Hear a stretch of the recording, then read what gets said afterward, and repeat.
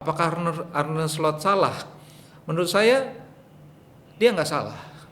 Dia punya tanggung jawab sebagai pelatih kepala itu tim, bukan bagaimana Mo Salah harus tampil bagus. Bukan hanya itu, tapi tim tampil bagus seperti apa. Buat saya Mo Salah tidak memikirkan Liverpool sebagai tim. Dia memikirkan nasib gue gimana nih. Gue kok di bangku cadangkan, gue berbuat banyak nih buat Liverpool. Tahun-tahun gue bawa banyak piala kan. Dia Premier League dapat, Champions Semuanya dia dapat. semua dia dapat gitu loh. Tapi kan harus ada, ya mungkin Slot juga harus, saya nggak tahu ya apakah dia mengkomunikasikan dengan baik kepada Mo Salah tentang posisi dia di bench sejak 3 pertandingan terakhir. Apakah itu terkomunikasikan dengan baik?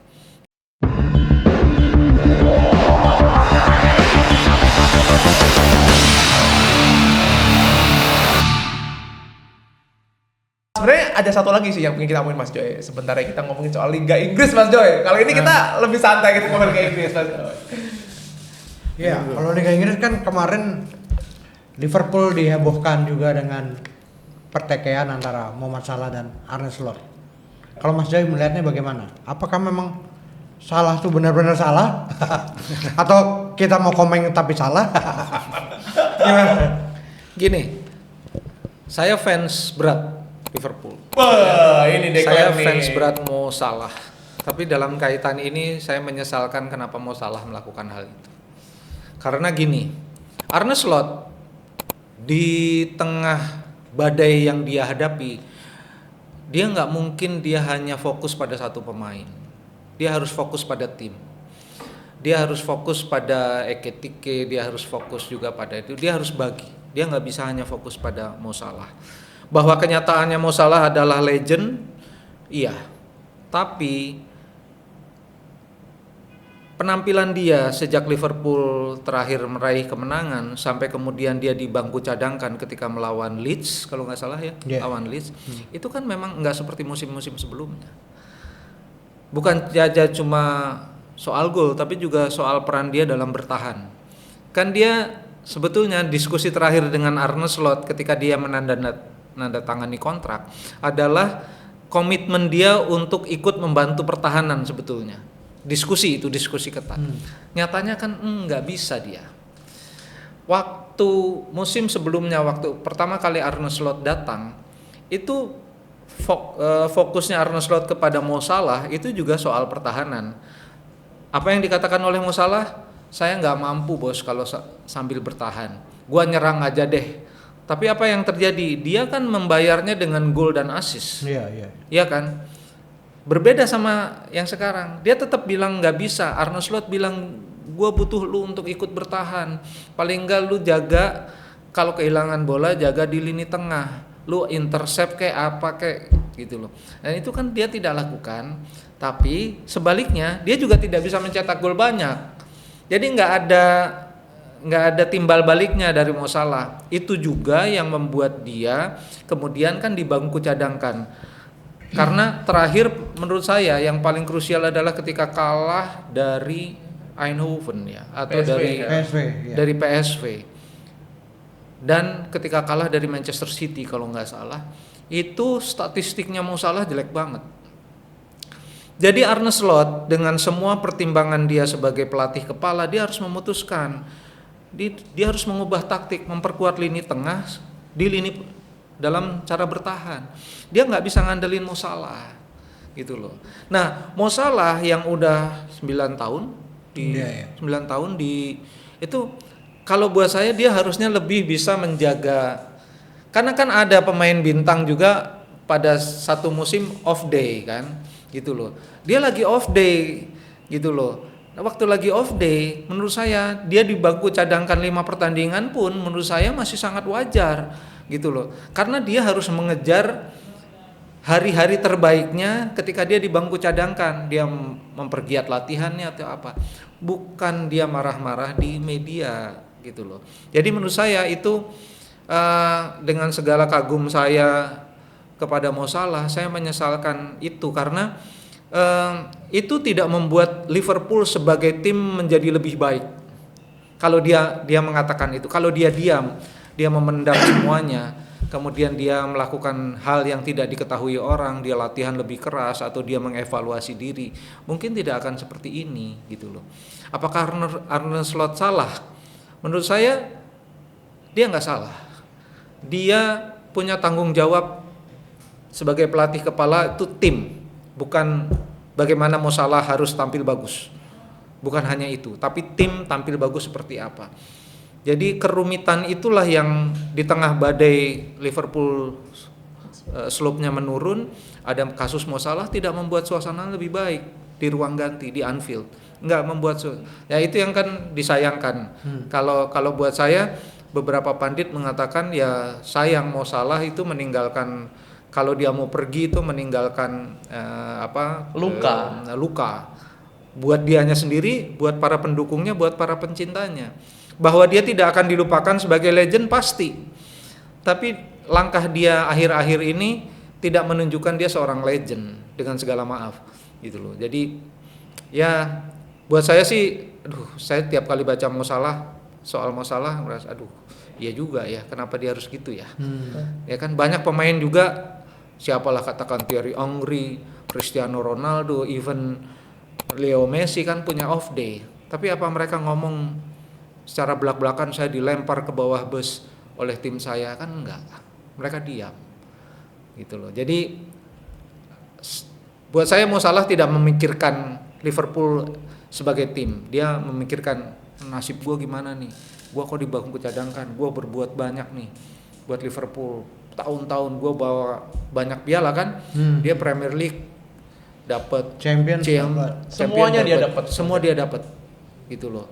Ya dia legend, tapi ya dia saat itu dia egois menurut saya. Dia memikirkan dirinya sendiri dan nggak bagus buat kita. Nggak tahu apa yang akan terjadi setelah ini kan, karena dia akan ke Piala Afrika kan, AFCON. Apakah dia akan balik atau dia akan pergi ke Liga Arab, saya nggak tahu. Tapi kalau dia tidak ada itikat untuk memperbaiki hubungannya dengan Liverpool terutama dan dengan Arne Slot, saya kira dia akan pergi. Oh, yang akan pergi menurut Mas Joy malah Salah duluan, bukan yang, karena kalau fans Liverpool ini seperti kawan kita ini kan selalu ada debat Salah out atau Arne Slot out karena dengan prestasinya yang amburadul kan musim ini. Karena mahal banget tim ini nih, super mahal nih. Tapi kalau kita lihat setelah nggak ada Mo Salah kan permainan Liverpool membaik, meskipun lawan Leeds kebobolan menit terakhir jadi draw. Kemarin lawan Inter Milan menang, nggak ada Salah kan, gitu loh. Jadi secara permainan Mo Salah menurut saya prediksinya tidak terlalu tepat. Tanpa kehadiran dia Liverpool nggak bisa apa-apa. Ternyata bisa menang juga lawan Inter Milan di kandang Inter loh, gitu loh. Jadi menurut saya ada progres lah, gitu loh. Apakah karena nggak ada Salah, nggak tahu juga gitu loh. Tapi Joe Gomez waktu dia main di kanan ya dia mungkin mati-matian, tapi so far bekerja dengan baik gitu loh. Jadi menurut saya sayang aja Mo Salah. Padahal menurut saya dia tuh cuma off day aja. Mungkin 3-4 pekan dia off day. Kalau dia dicoba lagi, dia mau duduk di bangku cadangan, lalu dia bangkit dari bangku cadangan sebagai pemain pengganti, mungkin dia nemu lagi harinya. Super sub ya, jadi super sub kayak. Jadi super sub kayak Ole Gunnar Solskjaer, kurang hebat apa? Tapi dia nggak pernah protes, dia jadi super sub, dia diem aja. Teddy Sheringham, gue masih ingat. Iya kan, malah dia jadi pahlawan di 1999 kan, Solskjaer super sub. Apakah dia kurang hebat apa buat negaranya? Dia pasti pemain inti. Dia nggak kalah jelek juga dari Teddy Sheringham, gitu loh. Tapi dia selalu sub. Gitu. Apakah dia protes? Kayak Diogo Jota ya? Iya, almarhum. Kan jadi pengganti berapa kali, nggak protes juga gitu. Tapi emang dia super sub. Iya. Mas Joy, ini kejadian kayak gini, berantem nih, sebelumnya terjadi nggak dalam sejarah panjang Liverpool sebagai salah satu tim terbaik di dunia dan Liga Inggris sekarang? Seingat saya sih yang banyak itu di MU, di Manchester United. Liverpool saya nggak terlalu ingat, tapi kayaknya nggak ada yang se-ikonik ini ya, se-ikonik Mo Salah yang betul-betul dia legend kan, dia membuat Liverpool itu berbeda sama sekali, kemudian dia konflik sama sama pelatihnya sampai pada situasi seperti sekarang, rasanya Liverpool nggak ada ya sejak zaman Kenny Dalglish, nggak ada rasanya. Nggak ada ya? Nggak ada. Tapi masih ada ya hal yang bisa diperbaiki nggak sama Mo Salah dan Arne Slot sendiri? Mungkin nggak memperbaiki hubungan mereka?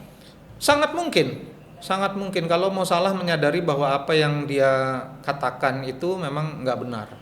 Nggak usah minta maaf seperti apalah, tapi dia bilang kalau dia mengakui bahwa itu tidak benar, tidak membuat tim ini lebih baik, itu hanya egonya saja.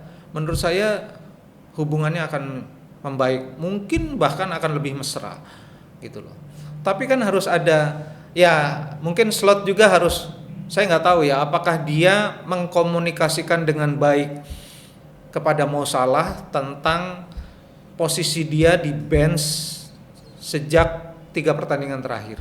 Apakah itu terkomunikasikan dengan baik gitu loh. Tapi kalau buat saya dia nggak perlu juga, Arne Slot tidak perlu juga mengatakan bahwa sorry ya Mo Salah saya harus ini kamu gitu ya. Enggak, itu nggak membuat dia lebih kuat atau membuat dia lebih dihormati. Bahkan dia kan sempat ngomong kan, saya kelihatannya tapi saya tidak lemah gitu. Dia kan bilang gitu. Saya tidak pernah berbicara keras tapi saya bukan orang yang lemah. Dia kan ngomong begitu dalam jumpa pers ketika ditanya oleh Mo Salah. Jadi menurut saya statement itu kuat. Kuat yang mengatakan bahwa kalian harus percaya saya, ada trust dan saya akan melakukan hal yang terbaik. Bahwa Mo Salah sekarang tidak menjadi pilihan, yaitu decision saya yang dengan semua pertimbangannya. Itu harus dia katakan. Jadi menurut saya tidak menyalahkan Salah juga karena itu pasti emosional, tapi juga saya tidak mau menyalahkan Arne Slot karena tanggung jawab dia bukan cuma Mo Salah, tanggung jawab dia juga pada pemain yang lain, kepada Szoboszlai, kepada siapapun untuk tampil lebih bagus daripada pertandingan sebelumnya. Dan itu kan tugas yang berat. Gitu loh. Kalau dia cuma ngurusi Mo Salah ya menurut saya ya nggak begitulah kalau pelatih klub besar ya, nggak begitu. Nah, dalam sepanjang sejarah Liga Inggris itu atau sepak bola dunia lah, berantemnya pemain dan pelatih ini siapa yang Mas Joy paling inget dan ikut? Kalau saya sih paling inget kan Ronaldo sama Ten Hag ya. Satu lagi Anelka sama pelatih Prancis. Saya gak lupa namanya, tapi itu yang membuat Prancis setelah juara Piala Dunia. Abis itu kan gagal di grup Piala Dunia dan waktu kasusnya Anelka ya? Iya, Anelka kan diusir sama pelatihnya. Tapi itu bukan soal Anelka nggak dimainkan atau apa, tapi itu lebih soal komennya Anelka. Perilakunya Nicola Anelka yang nggak disukai atau nggak ada di value-nya tim Perancis lah gitu kira-kira. Jadi dia harus pergi dari tim. Yang fenomenal mungkin ya Cristiano Ronaldo dengan Ten Hag. Kemudian ada David Beckham dengan Sir Alex. Ada Paul Ince dengan Sir Alex yang kemudian Paul Ince pergi karena Sir Alex merasa nggak boleh ada 2 matahari di sini. Lu emang pemain hebat tapi bosnya gue. Kira-kira gitu. Paul Ince ditendang. Hebat banget waktu itu Paul Ince. Kurang hebat apa, dia gelandang terbaik waktu itu. David Beckham kurang apa, dilempar sepatu juga mah. Gitu kan. Jadi itu kalau Sir Alex itu memang menurut saya extraordinary, ya kan. Dia bahkan melarang pemain-pemain itu membawa mobil mewah ke tempat latihan. Dia kalau ada yang bawa mobil mewah itu media nggak boleh tahu, misalnya kayak gitu. Jadi dia jaga betul privasinya. Terus mungkin Jose, tapi kalau Jose itu Jose Mourinho itu tipe orang yang berdiri paling depan kalau ada konflik. Jadi pemain nggak boleh tahu, saya aja yang ngadepin. Kira-kira gitu. Jadi karakter pelatih hebat itu memang aneh-aneh. Tapi menurut saya ya mereka lah pelatih hebat. Gitu. Oke, kalau pelatih yang paling hebat Mas Joy di Liga Inggris siapa? Paling hebat selama ini? Ya, saya melihat kalau dari sisi pencapaian Sir Alex tuh nggak ada duanya. Tapi dia tidak pernah teruji di luar Inggris. Manchester United. Jadi pilihan saya pada Jose Mourinho dengan semua kesengaan dia, kesombongan dia, ini orang luar biasa. Karena buat saya orang seperti Jose itu orang yang bukan saja jenius, tapi dia berani ngambil tim-tim yang nggak ada apa-apanya. Dia berani pertanggungjawabkan dan dia berani mempertaruhkan reputasinya gitu loh. Dan sebagai pelatih, yaitu yang saya bilang tadi, Jose ini orang yang pemain nggak boleh tahu ada masalah. Dia akan hadapi. Dia orang paling depan yang mengatakan ini masalah gue, bukan masalah pemain. Lu jangan tanya pemain, nih gue hadapi semua. Gitu. Hebat dia, menurut saya dia hebat dan dia jenius. Gitu. Jurgen Klopp? Ya? Jurgen dengan semua pencapaiannya ya dia mungkin setelah Jose lah. Jose Mourinho. Menurut saya bukan cuma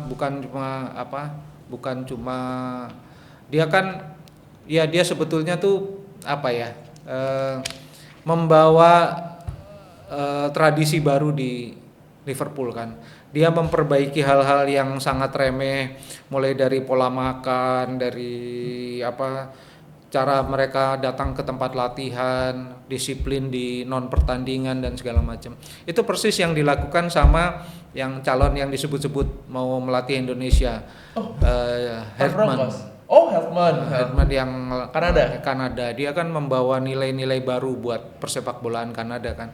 Dia ngurusi hal-hal yang remeh, orang kelihatan remeh, tapi itu yang jadi fondasi kenapa Kanada bisa tembus ke Piala Dunia 2022. Kemudian sekarang mereka juga sekarang menjadi kekuatan baru di Amerika Tengah. Ini kan rasanya sih itu adalah jasanya. Oleh sebab itu kemarin waktu ngomong-ngomong soal calon itu kan ada Van Bronckhorst, ada Herman. Saya lebih pilih dia gitu loh, karena pasti harganya lebih murah juga dari Van Bronckhorst. Van Bronckhorst kan mahal sekali, 100 miliar ya setahun. Guardiola saya nggak terlalu ini sama Pep ya, karena Pep tuh selalu pegang tim yang udah jadi dan bisa beli.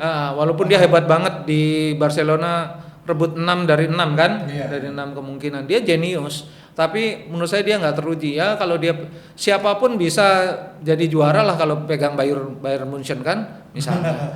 Ya kan? Atau bersama Messi. Atau dengan duit yang segitu banyaknya ya bisalah dia bikin juara Manchester City. Buat saya dia cuma jenius aja gitu, tapi nggak hebat. Oh, oke. Kalau Arteta, karena musim ini kan sepertinya dia leading nih, dan sepertinya kan ini banyak temen dan juga pandit bilang bahwa ini musimnya Arsenal. Liverpool lagi flop, City lagi ya gitu deh gitu, ya kan? Arsenal. Karena Mas Jo juga bilangnya sama, kayaknya musimnya Arsenal nih.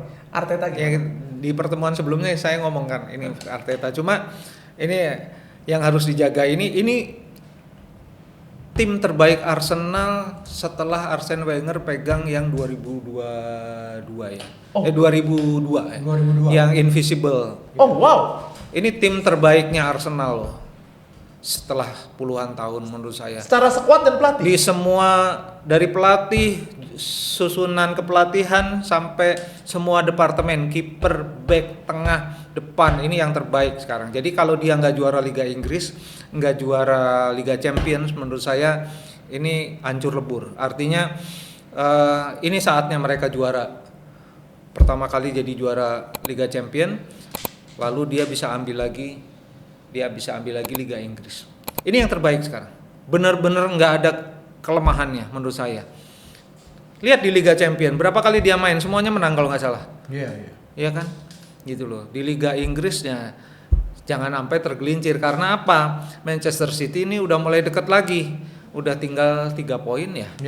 Ya tinggal 3 poin gitu loh. Jadi jangan sampai mereka keder, karena biasanya mereka tuh kedernya tuh setelah Boxing Day. Januari gitu ya. Januari, Februari itu tiba-tiba flop. Ini harus benar-benar dijaga oleh Arteta. Kalau dia bisa jaga konsistensinya sampai dengan bulan Februari, juara dia. Dan saya cukup yakin dia bisa juara Liga Champions pertama kali dalam sejarah. Wow, ini fans Arsenal harusnya happy dong. Iya, jadi starting 11 dari pemain Liga Inggris dari Mas Joy Sepanjang Oh. sejarah. amatin deh. Mulai dari kiper sampai depan. Pakai 4-4-2. Aduh, saya harus riset dulu ini sebetulnya. Tapi kalau seingat saja ya, yang saya ingat belakang kipernya Peter Shilton. Oh, Peter Shilton. Ya, Wow. Shilton. Backnya Tony Adams. Bek tengah ya? Tengahnya Tony Adams sama siapa? Partnernya dia di Arsenal itu tahun-tahun itu. Campbell. Sol Campbell. Bukan Campbell, yang satu lagi yang pirang rambutnya. Oh, itu loh yang biar aku lupa gue namanya. Lupa gue. Oke. Terus kiri Andy Robertson. Oh, wow, Andy Robertson yang lebih Ah. kekinian. Oke. Fullback Di kanan. kanan Neville. Phil Neville. Di tengah Paul Ince, Kenny Dalglish. Di kanan, di kiri di 4-4-2 ya. Iya. Di kiri John Barnes. Di kanan siapa ya? Ronaldo. Hah? Ronaldo mungkin. Back Salah. Harus boleh orang non Inggris. Boleh, boleh. Salah. Boleh. Kalau di kiri ya, kalau gelandang kiri yang gelandang serang ya Cristiano Ronaldo lah. Dia gantiin ya, cadangannya John Barnes. Di kanan siapa ya? Saya harus ingat-ingat lagi karena periodenya panjang lagi. Panjang lagi. Di kanan, depan lah. Depan siapa ya? Striker hebat. Oh, harus ada Cantona. Dia di mana? Depan berarti Eric Cantona. The King nih. Si Abah itu menurut saya luar biasa. Sempat jadi fansnya MU gara-gara Eric Cantona. Oh, oke, sempat murtad dari Liverpool dia nih. Depan Cantona sama Rooney. Rooney ya? Rooney. Oh, wow. Coba lihat statistiknya Rooney. Menurut saya itu hebat ya. Gitu. Liverpool menurut saya pilihannya nggak terlalu banyak. Harus ada Steven Gerrard sama Lampard gitu. Oke, jadi substitusinya Gerrard sama Lampard. Tadi yang temennya Tony Adams boleh di luar Inggris boleh. Bahkan Liga Indonesia juga boleh. Siapa? Tony Adams, Terry Butcher mungkin ya. Oh, tadi bocor. Wah, lama banget ini pemain ya. Oke, Oke. pelatih. Nah, pelatih. Tadi kan udah. Belum. Alex Ferguson. Alex Ferguson tetap Alex. Iya. Oke. Ini anak Liverpool yang nyasar ke MU ini. Oh, Oke. saya pernah jadi fansnya MU zamannya Eric Cantona. Oh. Zamannya Eric Cantona, zamannya si siapa? Dwight York. Saya seneng banget lihat MU itu karena menurut saya atraktif banget mainnya. David Beckham, lalu kelompok Paul Scholes, kelompoknya Beckham itu kelompok angkatan 92 itu, saya itu bagus-bagusnya MU itu. Ya, saya pernah jadi fansnya. Jadi ya belakangan ya balik lagi ke Liverpool lah, kembali ke kita. Ngecek-ngecekin anak MU lagi. Akhirnya kembali ke jalan yang benar. Oke. Oke, terima kasih. Terima kasih. Aduh, Sama-sama. panjang banget kita ininya dan wow, ini Abang Indro bukan Warkop, ini panjang banget obrolan kita dan sekali lagi teman-teman di ruang bola gitu ya. Ini kita akan ngomongin lagi banyak banget tentang sepak bola Indonesia, sepak bola juga dan sepak bola luar angkasa tentu saja. Kalau teman-teman tahu ya silahkan kasih tahu kami. Tentu bersama dengan saya Dedek Prianto dan Indro yang bukan Warkop. Jangan lupa subscribe, like, komen dan juga share. ya, dan juga jangan lupa kasih hype ya karena itu tandanya kami akan bikin konten dan obrolan bola yang lebih banyak lagi dan sampai jumpa. Bye.